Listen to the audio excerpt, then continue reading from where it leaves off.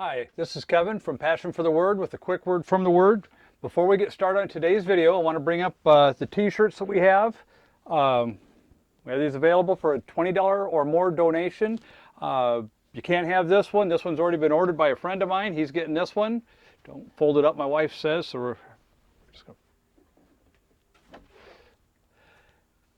Also, while we're taking care of business like this, please share these videos. Please pray for us. We need lots of prayer. Also, subscribe to our channel. Let your friends know about us. Hit the notification bell. Do all that. Today's video, we're going to... You've heard me say that every detail in the Bible is there for a reason. We're going to find an example of something that just seems like such a minor thing, but it's quite a story behind it. It's going to start with the story of Noah's Ark. And the rain was upon the earth 40 days and 40 nights. Now, right before this, they spend 7 days in the ark. They're called to go into the ark for 7 days, and then the rain starts. Now, one of the neat things about the ark, and one of the interesting things about it, everybody else, if you're not on that ark, you're lost. Only the 8 people and then the animals that go in there are saved. Very small door. For the whole thing was roughly, if you figure an 18-inch cubit, that puts the ark at about 450 feet. That's a pretty big boat. Just only one door, in or out. I think that's kind of, you tie that into the salvation, there's something to chew on right there.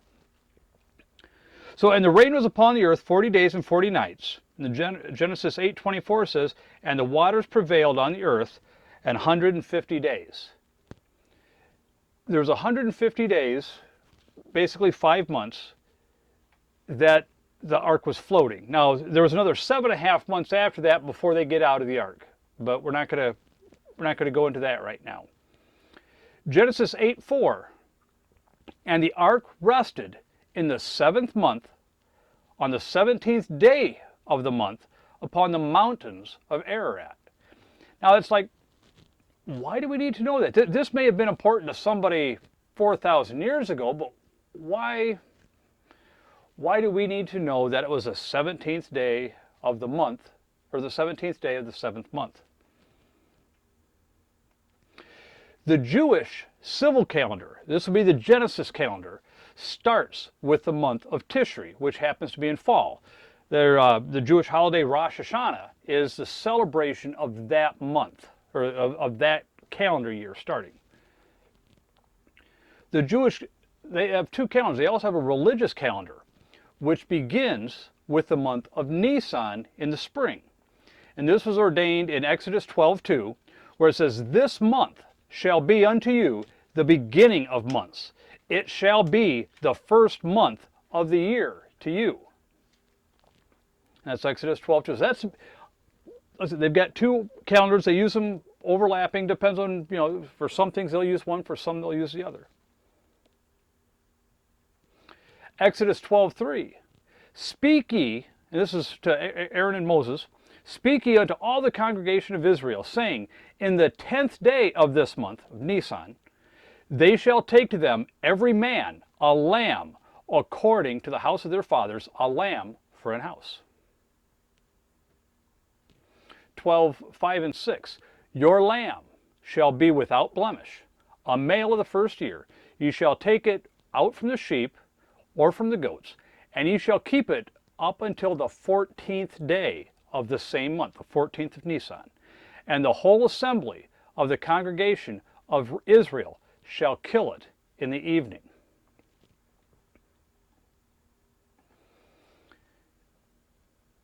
The Jewish people, they've got the 2 calendars here.